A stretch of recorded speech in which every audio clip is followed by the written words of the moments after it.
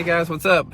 Welcome back here to today's edition of Advanced Bass Fishing, and really appreciate you guys coming by the channel to check out today's episode, because we're going to be talking about bass boat size today. What size of boat do you need if you're looking to buy a boat or you're shopping around or something like that? I have got some opinions that I think will help you guys not only get the best boat but save money in doing so. So we're going to get into that in today's episode, along with like if you should buy a new or used boat. So I think it's going to be some good info today.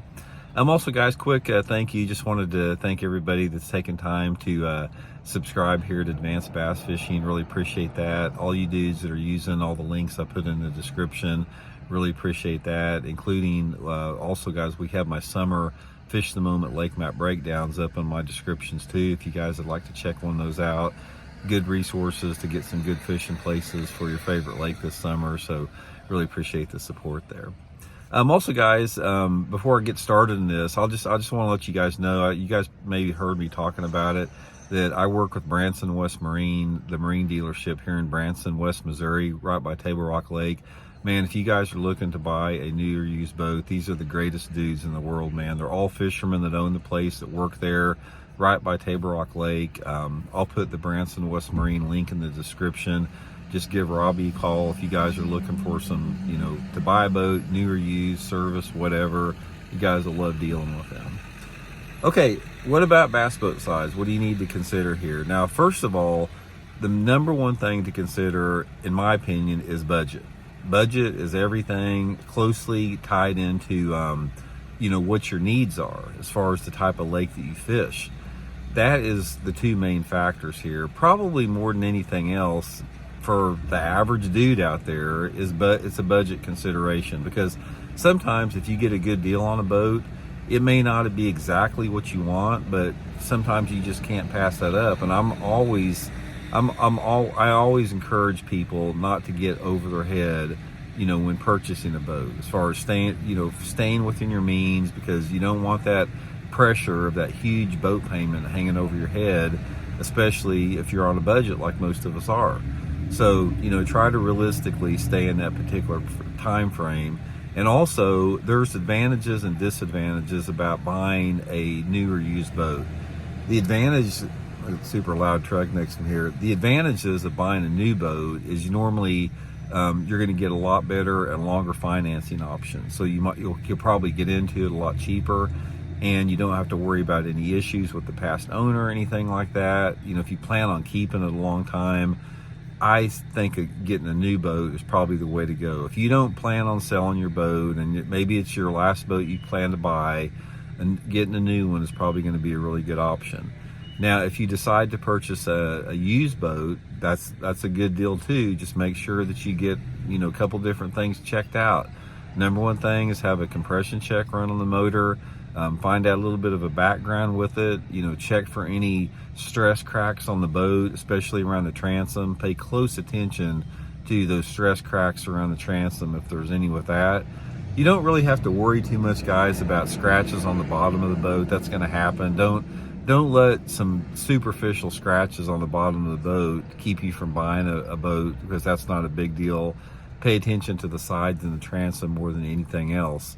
And also, try to get one that's got some type of a warranty left, unless you're looking to buy a boat for like $6,000 or $10,000 with no warranty on it. Now, moreover, let's talk about the length of the boat you want to have. In my opinion, and I've had them all, guys. I've had boats anywhere between a mean 15-foot long Champion with the 150 up to a 21-foot Ranger. I've had everything in between. My favorite length of bass boat is between 19 and 20 feet, and specifically under 20 feet. The one I've got right now is that Vexus 1980 aluminum. Love that freaking rig. The advantages of a 19-foot boat is they're very maneuverable. They're sporty to drive. You can handle them good in rough water. They stop and start quick, and that's one thing you don't want to underestimate, is the ability of a boat to get moving quick and stop quick. Because if you're in a big 21-foot boat, it's harder to get it moving, and it's really harder to get it stopped without, prop washing the area you're fishing.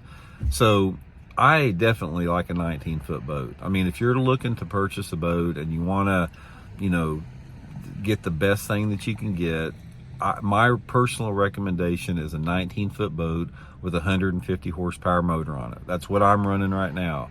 It's going to run in the mid 50s. It's going to get better fuel mileage. It's going to tow better. You're going to be able to take any water that you want to. That Vexus that I got, I wouldn't be afraid to take it out in 8 or 10 foot waves in the Great Lakes, just like I have with the fiberglass boat. It's set up like that.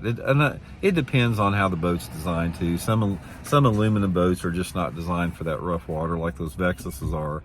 But a lot of it is, like I said, the type of water you fish. If you do fish a big body of water that gets rough all the time, probably going to be better with the fiberglass boat overall. But if you fish a normal lake that doesn't get super rough and you want maneuverability and fishability, guys, highly consider an aluminum boat. I am so happy fishing out of an aluminum right now, and I've had both. That don't ever underestimate how good of a boat that can be for y'all.